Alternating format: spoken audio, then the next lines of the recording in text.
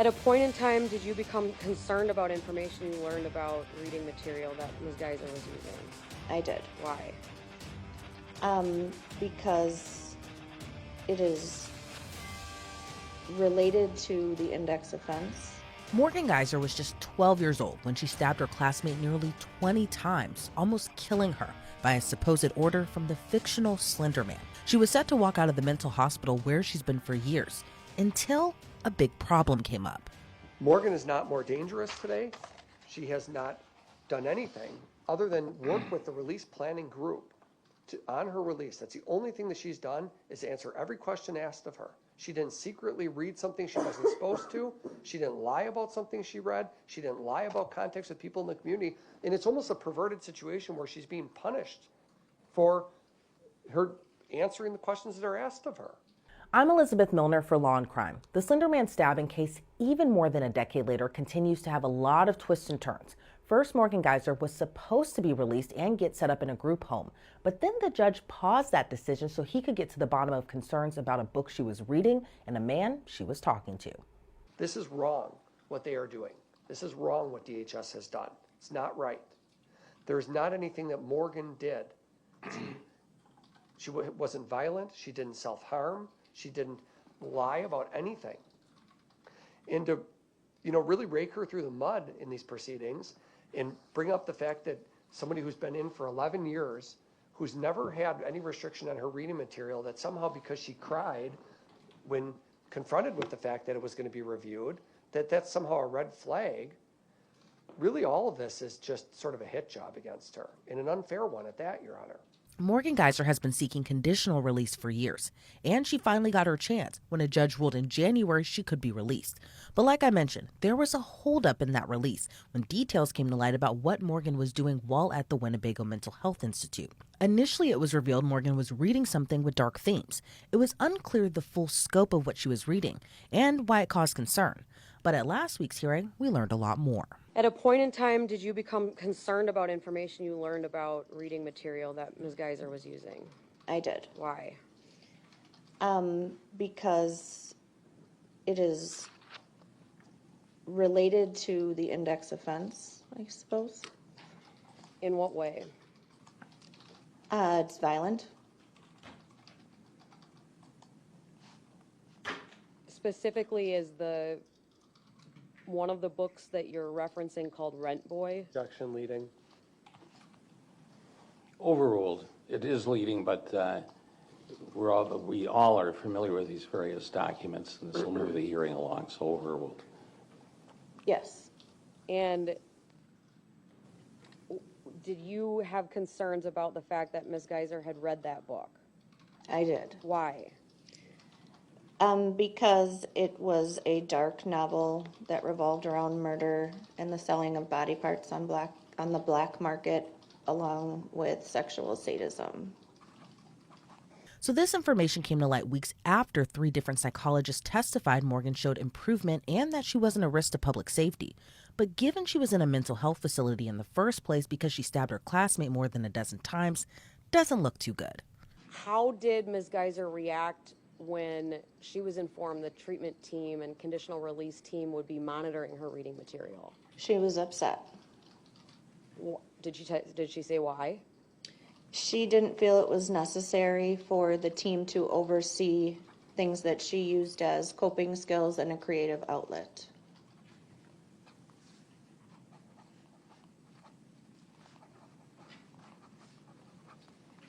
Do you consider it an important part of a treatment plan, a conditional release plan, to monitor things like reading material and media usage?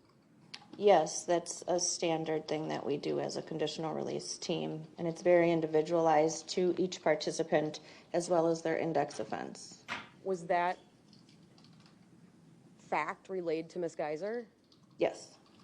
And was she receptive to that? No, she still thought that it was unnecessary.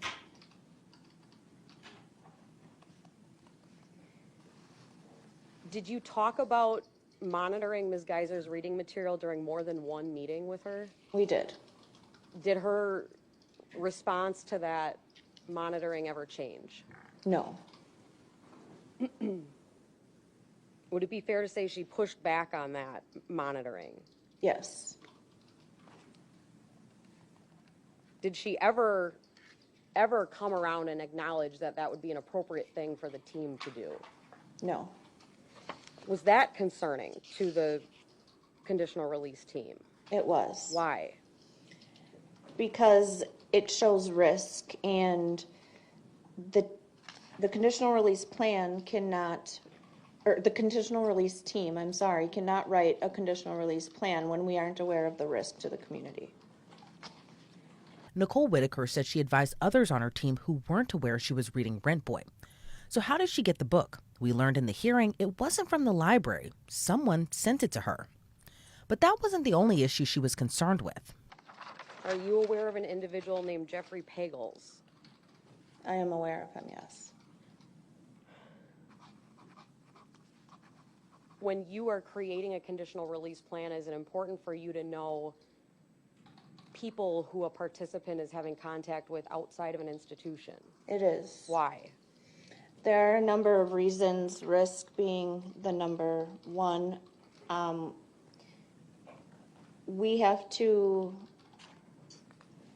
take in the participants' treatment needs, as they're in the community. And so I asked Ms. Geiser, who are the people that she's communicating with on the outside, and that his name came up. How recently had she had communication with him? I'm not sure the answer to that. I know that she stated he did send her a letter after she was granted conditional release, and she stated that she ripped it up and threw it away. So at the point in time when you discussed this individual with Ms. Geiser, did it seem that she wanted contact with him? No. Okay. There was a reason why Morgan wanted no contact with Jeffrey, and when the conditional release team discovered his Facebook, well, let's just say they didn't like what they found. Was there any information about this individual JP that was relevant to your assessment of Ms. Geiser's risk to herself or the community? Yes, but it was also concerning for Miss Geiser. And when we talk about risk to the community, she is included in that assessment. And he had things directly relating to her on his Facebook page. So yes, that was concerning.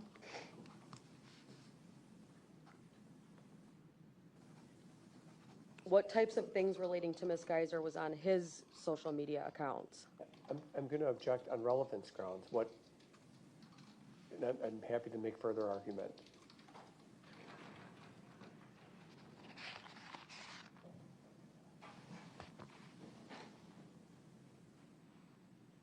In overrule the objection, I think it's relative and probative to the issues that have been raised by the petition to revoke the conditional release, from the standpoint that information the person, Mr. Pagels, may have on his Facebook account could be from any place, but it may also involve information that purportedly may have come from Ms. Kaiser. I don't know that, but I wanted to be able to hear that, and that should be part of the record. So I'll overrule the objection. We found that there were letters and drawings that she had sent him, a postcard, and he was selling them. He was selling the items. Were you able to see the drawings that he was purporting were from Ms. Geiser? Yes. Were they concerning to you? Yes. Why? They were very dark in nature. I would describe it as a horror type picture. Excuse me? Horror. All right. Remind the court again what this is. That's a drawing that came off of Jeffrey Pagel's Facebook page. He compiled a number of items that he was selling as, he called it the Slender Man package. At a point in time, did you learn any information about JP that was concerning as it related to sexual behavior? Yes. And what was that? In speaking, we were very open about this topic with Ms. Geiser during the meetings. You know, as it's a great risk as she comes into the community, and she was aware, and she recalled that he would get sexual gratification from her index offense, and I believe that there were letters written back and forth. Is that information something that Ms. Geiser told you during a meeting? She did tell us that, yes. Okay. Is that, as far as you're aware, is that information something that she had worked on in therapy or with her treatment team to that point? I was not sure. Okay. Was that concerning that you didn't know the answer to that? Yes, Why? because it tells me that there's an unknown risk. It's pretty shocking and quite frankly gross that this man told Morgan he was aroused by the stabbing. But the defense argued it was known Morgan's pen pal made a few visits to Winnebago, and that information wasn't new. Plus, Morgan later wanted nothing to do with him. On item 7, it's indicated that Jeffrey Pagel had visits with, well, I guess they used the initials JP. That's who we're talking about, right? Pagel? Yes. Had visits with MG, that's Morgan Geiser, right? Yes, At Winnebago 3 times. yes, Initially, it was reported that it was 4 visits, but in fact, it's only 3. correct. And every one of those visits that took place with Mr. Pagel was at Winnebago. Yes, There is no suggestion that Miss Geiser ever met him in the community. I'm not aware. You're not aware of any of her outings that she secretly had contact with Jeff Pagel, right? Correct. There's no suggestion at all of that. Not that I'm aware of. Okay. And the 3 times that Miss Geiser saw Pagel was inside, as you understand it, was inside Winnebago's secure facility. To my knowledge, So Pagel went through whatever process he would have gone through to get permission to go into the facility to see Miss Geiser.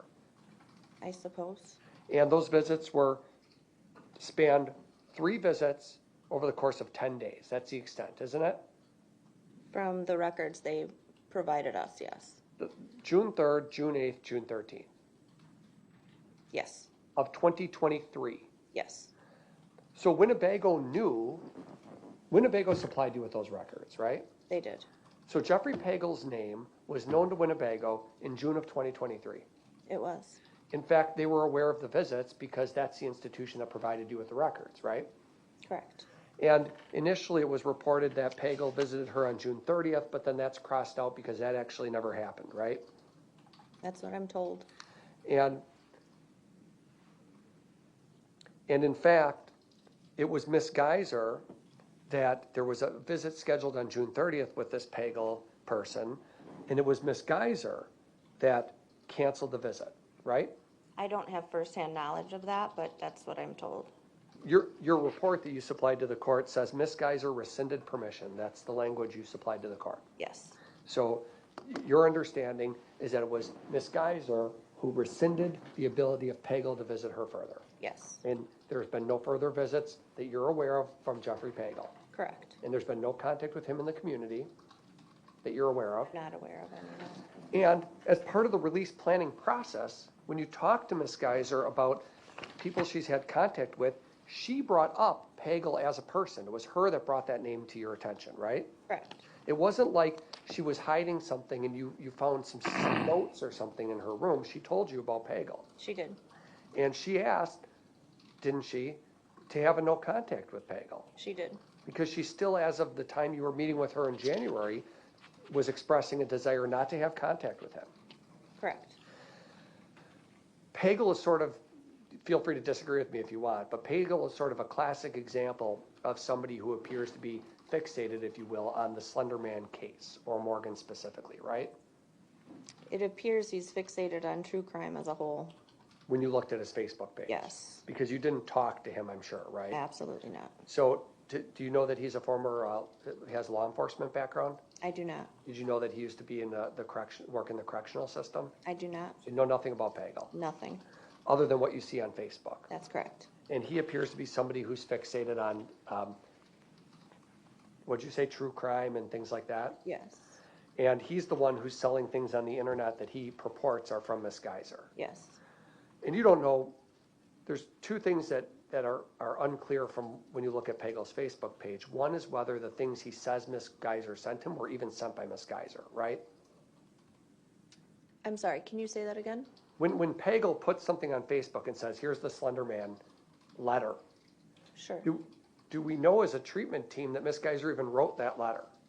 No, that was why we were looking into things. Right, because any person on the internet could claim that I got this from Morgan or I got this from whoever, right? So you don't really know that the things he's saying he got from Morgan even came from Morgan, right? She had told me that she had sent him things and she was aware that he was selling them. So we did know. Okay. It's unclear if Morgan tried to profit off her crime. As for reading Rent Boy, the defense said that was just one of many books Morgan read. Did you ask Morgan to put together a list for you of all the books she's read? Let's pick the last year. Did you say, Morgan, give me a list of all the books you've read in the last year? No. You do know that she read Rent Boy, obviously, because you mentioned it, right? But the reason we know that is because Morgan brought it up as part of the release planning. Yes. And that's important because it's not like you found it hidden somewhere in her. It's not like Winnebago found it hidden somewhere, right? We asked her to provide us with a list of books that she would like to read, and she had brought up that she was reading Rent Boy. She stated that she didn't want to tell the conditional release team the kind of books she was reading because she was afraid that we wouldn't allow them because they were kind of dark, I think was the way she described it. Did you ask, so you were asking sort of prospectively, can we have a list of books that you are planning to read as you are released? Yeah, what are you interested in reading? Okay, but you never asked her for a list of books she's actually read, right? No. And in something like Rent Boy, there's no evidence that she sought it out. It appears that somebody mailed it to her at the institution, as you understand it, right? I don't know if she sought it out or not. Well, but you said before you believe someone mailed it to her. That's what I'm told, yes. Okay, so all we know is that someone mailed her this book and she read it, right? I suppose that's what I'm told. Yeah, we're told that someone mailed her the book. Yes. She read the book, and then she disclosed to you or the team that she had read the book. Yes. Okay, and so isn't honesty an important part of one's release plan? It is. Morgan should be commended. Morgan should be commended for not concealing the fact that she was reading a book that has some dark themes to it. Agree? I'm not sure. I'm not a doctor, so I don't, from the clinical standpoint, that's not my role. Okay. So in addition to this one book, Rent Boy, did you ask Miss Geiser about the other types of literature that she's interested in? Yes. You know that she's interested in biographies, right? Yes. And you know that she likes historical books, if you will. I might have said Westerns previously. She doesn't like Westerns, but historical books, right? I am not aware. But she's talked about her like of Vincent van Gogh, for example, and reading biographies about him, right? Okay, yes. And at Winnebago, she doesn't have internet access at Winnebago, right? I'm not sure what she has access to at Winnebago. But when you've met with her and talked to her about her hobbies, a central hobby for her is reading, right? Yes. It's really been, for the 11 years that she's been in custody, it's really been a crutch for her and something that she's relied on, isn't it? I know that it's something she's interested in.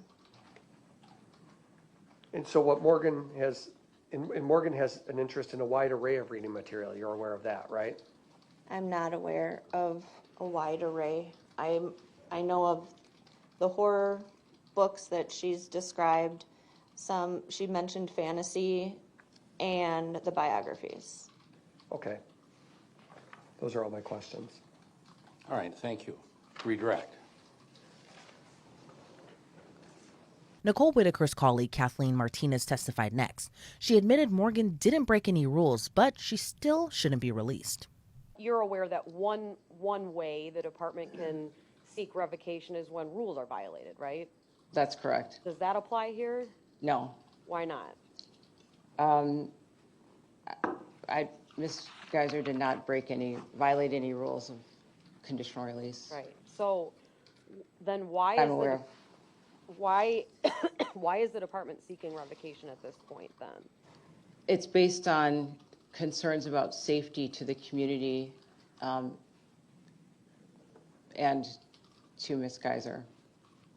What is there to address about Jeffrey Pagel's sexual desire over a crime that happened? What can Morgan do about Jeffrey Pagel's problems, other than contact? I do not believe Morgan has any responsibility to address Jeffrey Pagel's concerns. Okay, so all the stuff he's posting on the internet about his own behavior, that has nothing to do with Morgan, right?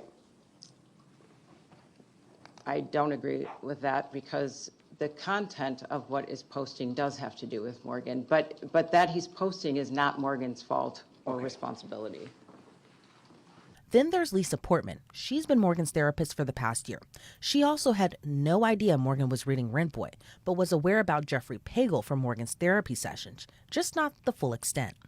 Was the treatment team aware that Ms. Geiser's interest in reading material that had themes of murder and organ selling on the black market was something that was occurring? I can't speak to what the treatment team knew. Okay, did you know these things? No. Okay, so that was never addressing the affinity for these types of themed literature. It was not something that you've addressed with Ms. Geiser in therapy. No. So if the conditional release planning team wanted to try to mitigate risk in some way and come to you, you would have no insight in terms of treatment that's been done with Ms. Geiser about those topics. Correct. Okay. In terms of this individual, Jeffrey Pagels, were you aware of Ms. Geiser's relationship with him? I've heard his name mentioned before in therapy. Okay. Was information relayed to you that Ms. Geiser wanted to be sexually intimate with this person? No. Was information relayed to you that this person was sexually aroused by Ms. Geiser's index offense? No. Were you aware that Ms. Geiser was sending this individual letters or cards? Yeah, I want to clarify. I did find out recently since the filing of the petition, Okay. but prior, yeah.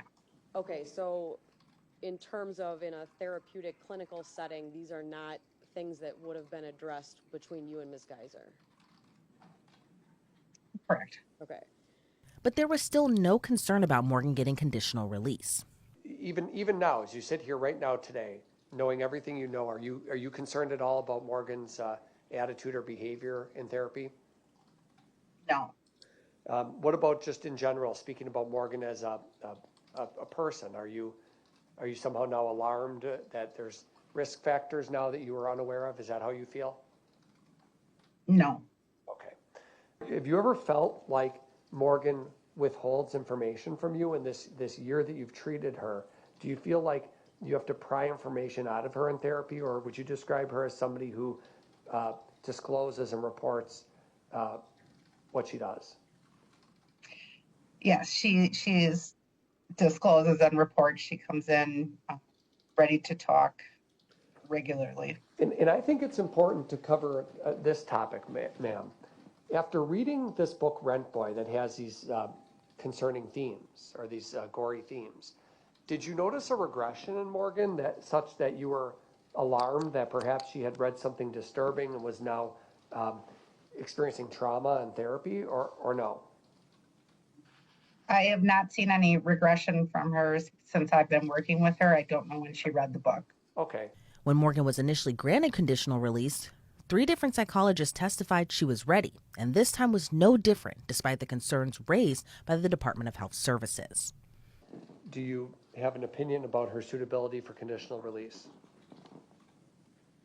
Yes, so I was aware of some of the books. I wasn't aware of this particular book, but after talking with Morgan and after doing some search myself about this book and speaking with Dr. Pope, it doesn't change my opinion about her suitability for conditional release. But there's nothing about what I've learned since knowing that the state was attempting to revoke Ms. Geiser's petition that would suggest to me that she now suddenly poses a significant risk of bodily harm to herself, others, or serious property damage if conditionally released, with all the supports, accountability, supervision that entails. After reviewing the entirety of the available data, my opinion has not changed. But what does the judge have to say about it all? I'm satisfied from what Ms. Portman testified to that there was no reason to stop the process on conditional release and to go forward with the conditional release program and to have the plan developed. What I looked for in the testimony was, did Ms. Geiser lie? Was there subterfuge? Was there manipulation? Was there game playing? We're always told that Ms. Geiser is smart and intelligent. Intelligent people have the ability to game play, to play the system, if you will. Even in tense situations, they understand how to proceed. And they know they have developed techniques and strategies to manipulate those people that supervise them and watch them. Now, none of that came out today, that any of those circumstances exist. So I'm satisfied Ms. Geiser's communication with people in the institution and who she talked to about the conditional release team too was truthful and accurate. She reacted to questions that she was asked. I saw no hidden agenda on her part, no lying, no misrepresentation. That's important from the court standpoint. With regard to much has been said about books, the nature of the book, no one testified about what the book was really like except for Dr. Robbins. I was somewhat taken aback when he said it was a humorous book. I don't know whether it is or not. I'm assuming people on the supervised release team had looked at it and knew what it was. But he basically put the book in context. Nobody challenged that context. With regard to the contact with Mr. Pagel, which is a matter to be concerned with, first and foremost, nobody disagrees that based upon the nature of the case, the nature of Ms. Geiser's involvement in the case, that she's going to be subject to, if you will, public scrutiny, the public notoriety, public curiosity. And there are people out there who obsess over cases such as this. I don't know whether Mr. Pagel necessarily is that, but there are people out there that will take advantage of the system for their own purposes. There is nothing in the information that we have brought forward that when Ms. Geiser developed a sense of what the person was really about, she stopped contact. There's nothing in the record that shows that she did anything to encourage the person beyond sending him some pictures and doing things like that, which she probably shouldn't have done. But I don't see that in and of itself as a reason to find that she's at risk for herself or at risk to harm the community in a conditional release plan. We can't stop other people from contacting her, from doing things that they shouldn't do. But what we can do is regulate and monitor Ms. Geiser so she doesn't encourage that. Now, there's nobody testified today that she encouraged any of this stuff. Now, she was participating, she communicated with him, she saw him, but that doesn't mean that she encouraged it or did anything to place her in an unsafe position. Judge Boren ruled he didn't see a risk to the public or to Morgan herself, meaning her conditional release plan will move forward. No, Morgan Geiser couldn't just walk out of the door after the hearing. There still needs to be a plan in place, and she'll be living in a group home when she's released. Judge Boren said that the plan still needs to be reviewed, and the review can happen as early as March 21st. Reporting for Law and Crime, I'm Elizabeth Milner.